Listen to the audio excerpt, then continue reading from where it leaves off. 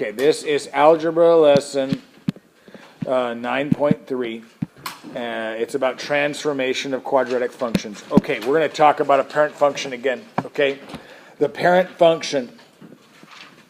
Oh, I need to pull out this guy because I get confused. Okay, the parent function, I will show you what it looks like. First of all, yeah.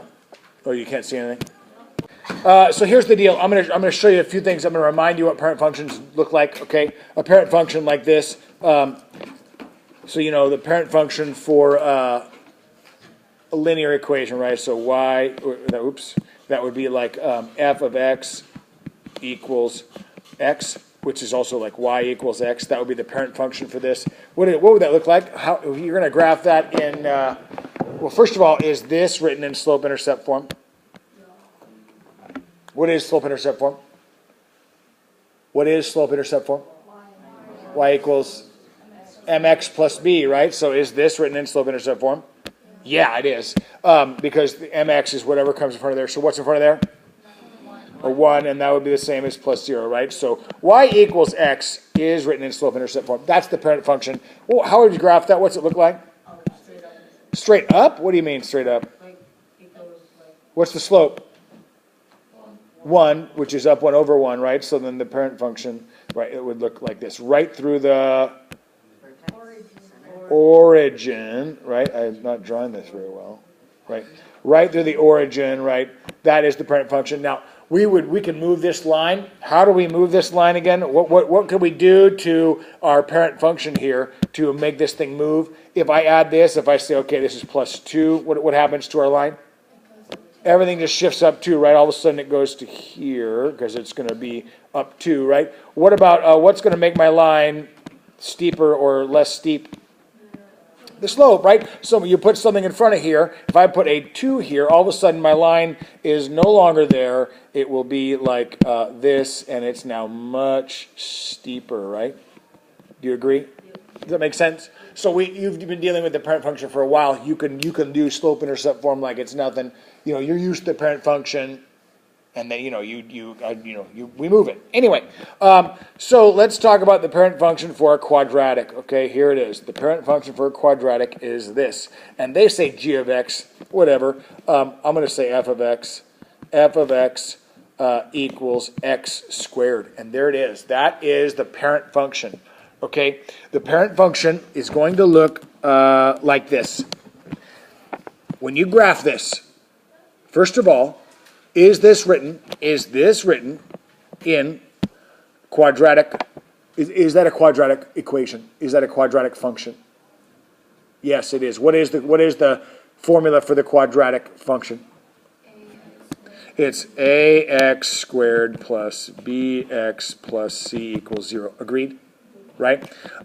So here is, what is the a? 1. Okay. Could I go plus 0x? Could I do that? And then could I go plus 0? So then, come on, we've done this enough times, you should be able to answer this. Before I show you all that, I ask you, is that a quadratic equation? And the answer is yes, right? It's the simplest one you could possibly have. What makes it a quadratic is that the first letter is a variable squared, right? Okay, so this guy here on the graph, well, since it ends up being plus 0 at the end, where does it cross the y? At 0, right? So then this thing is going to cross the y at 0. And we know that, I'll tell you right now, it's going to be right here. Okay, so it's going to cross the y just like that. All right, there's our parent function. This is f of x equals x squared. They say g of x, whatever. Make sense? Okay. Here's the deal. I'm going to show you now how we can change this. I'll show you what happens to things when you start adding stuff. One is this. If I have this f of x equals x squared plus 2, what do you think is going to happen? What do you think that plus 2 does? It shifts it up 2, right? I mean, so nothing changes. It's just now everything is the exact same. It's just been shifted up 2. Does that make sense? So whatever c is, that's how you're going to shift it up or down. Make sense? Whatever c is, that's going to shift it up or down. So what if I have this? F of x equals x squared minus 5. It's going to, nothing changes, it's just going to be go down 5, right? So then when I do it, it's going to be here. It'll be all the way down here. Nothing changes again. It's just been shifted down 5 from the parent function. Make sense? Okay. What about this? What if I have, I'll show you something. Okay, I'm going to go back to the original parent function here. Okay, parent function. What happens if I have this? F of x equals 2x squared. There's an a in there. I'll tell you what happened. Well, you tell me. When we used to do this, when we had the y equals, mx plus b, right? So if I have y equals x, remember that's this, up 1 over 1. What happens when I put a 2 there? What happens to our thing? Do you remember? It gets steeper, right? It gets steeper. No different. There's no difference here. This thing gets steeper, except it isn't like, there's not an angle. It's not a line. So what you would do is this. It gets stretched. Imagine if I had my, if you've got your little thing here, and if there's a number that's bigger than 1 in front of the x, what's going to happen is it's going to get stretched like a rubber band. It'll get stretched. So instead of it being like this, it's going to be like this. Do you understand what I'm saying? It thins out. It gets steeper. But you don't say it gets steeper. You would call this, the way you would answer it, you would say it gets stretched vertically. What is vertical? Show me vertical with your arm. Vertical is this, right? It gets stretched vertical. Does that make sense?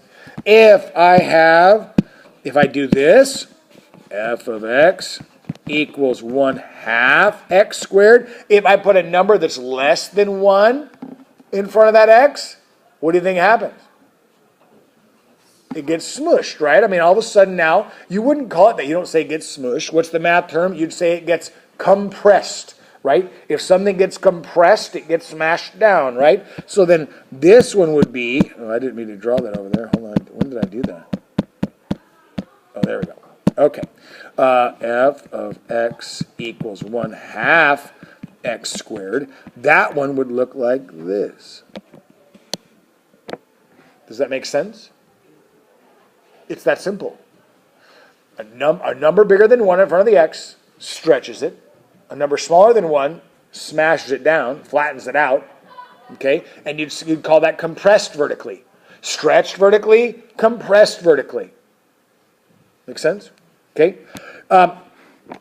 If you, the only other thing that can happen that I'm going to show you today is what happens if I have this. I'll do it in purple. What if I have this? F of x equals negative x minus 3. Now, all of a sudden, there's actually 2 things happening here. What does the minus 3 do again? It shifts it down 3, right? So that this thing is going to be crossing right here, right? That's what it means. It's the y-intercept. Crosses there. What does the negative mean again? Upside down. So it is a normal, right?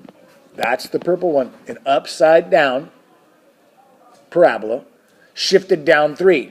Down 3 and upside down. It's that simple. You're going to get to the point where you can look at this and be able to picture the parabola in your head without doing anything.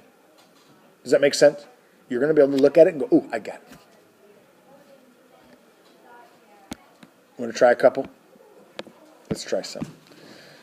Let's take a little quiz.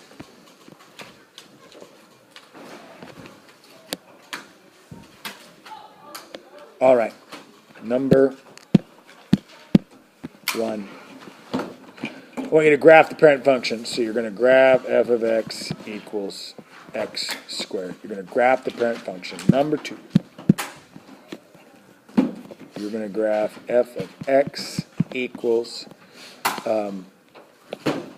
x squared plus 3.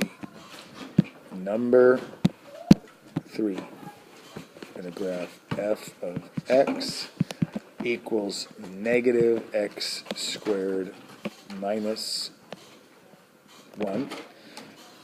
And then number for, I'm going to graph f of x equals negative 1/2 x minus 3. Okay, I want to see you graph this appropriately. All right, here we go. You're watching. Oh, it's having a tough time, so hold on. All right, so let me rewrite this because my recording got a little wonky. Okay, what was the first question then? It was the parent function, right? Yeah. The parent function is f of x equals x squared. I'm going to show you a little trick. Okay, I'm going to show you a rule. The rule of thumb for drawing a parabola is this, is that it does go, it's almost like if it is the parent function, it does go up 1 over 1. Does that make sense? That is the standard one. Okay, so that first one, see how it's up 1 over 1? Okay, so there's the parent function. What was the next one, Michael? Sorry, so f of x equals x squared plus 3. Here's the deal, nothing changes here. We're up 3. It is up 1 over 1 from wherever it's at. Does that make sense? See how it's up 1 over 1? That is, if you're doing a standard one where there's no, there's nothing here in front of the x. Okay, what was the next one? F of x equals, what was it? Negative x squared minus 1. Okay, this one, what do you know about it? It's upside down and it's down 1. So we're down 1 here. Now look, since we're going upside down, it wouldn't be up 1 over 1. It would be down 1 over 1.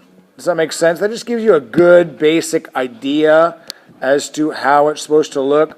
And then the last one I remember was like f of x equals, what is it, negative 1/2 x minus 3. Okay, so here's the deal. Before I do this one for you, I'm going to show you something. I'm going to do one in orange just so you can see. I'm going to go like this. I'm going to go f of x equals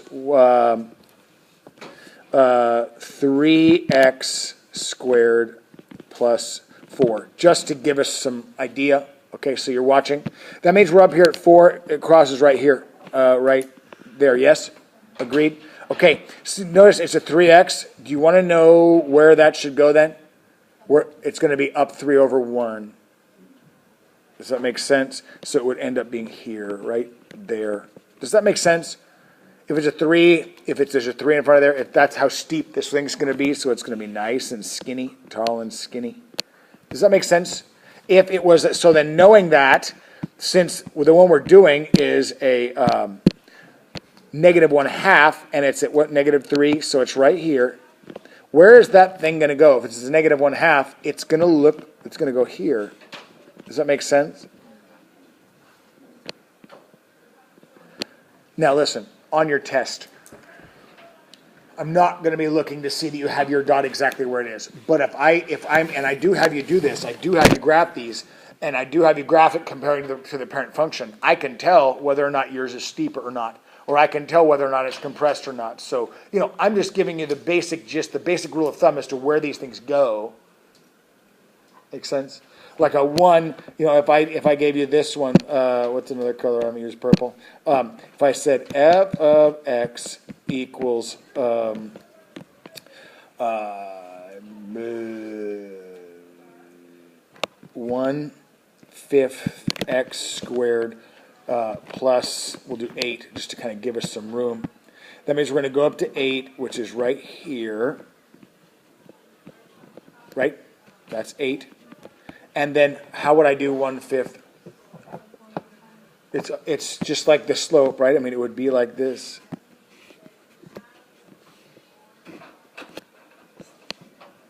Does that make sense? And this would be very much like the very bottom of a parabola, right? I mean, like the very, if I was to take a real parabola, one that say was right here, and I was going to come down here and do it right. And I was to blow this part up right here. If I was to come in here and take just a photo of that, what would it look like? Wouldn't it look like that, isn't the very bottom going to be very flat? Does that make sense? The very bottom is going to be very flat. Anyway, okay, how many of you feel like you have a pretty good grasp on this? I mean, like this is not difficult. Okay. Let me see if there's anything on here that you cannot do.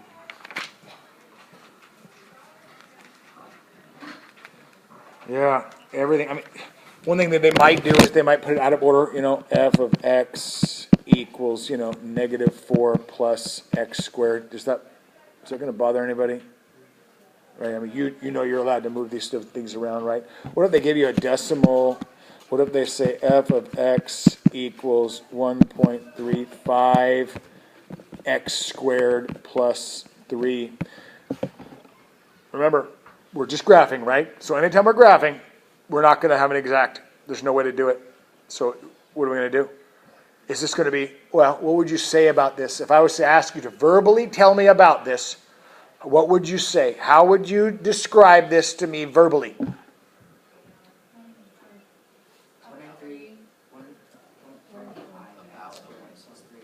No, you would say, no, how would you say, if I was to say compare this to the parent function, what would you say? Where's it at? Where's this one at? Where is that? It's up 3, right side up, and it's been, what's it called? It has not been compressed. This has been stretched. Why? What's the rule? If it's more than 1, it's being stretched. If it's less than 1, it's being compressed. Right? More than 1 stretch. Now, is this stretched very far? Is this stretched? No, but it has been stretched, right? I mean, this thing is going to, it should be a little bit steeper or stretched more than the parent function. And if I ask you on the test to compare it to the parent function, ooh, this thing should come inside of it. Make sense? Okay. Sometimes they'll, well, if you look at on page 547, numbers 18 through 21, that should be no big deal to you. They've given you the graph. They're just asking you to tell me which of those things belongs to which of those numbers, right? With A, B, C, D, E, or F, which one of those belongs to 18 through 23? You should be able to do that just by looking at it. That should take you no time at all. Okay, let me give you your homework. I have page 547, 1 through 23. I have to decide right this second if I'm going to give you odds or evens. Okay, I'm willing to give you evens except for this. I'm going to go like this. I'm going to say it's 1 through 8, it's 1 through 17 even, and 18 to 23 all, because that's silly. Okay, so write that down. Page 547, 1 to 17 even, and 18 to 23 all.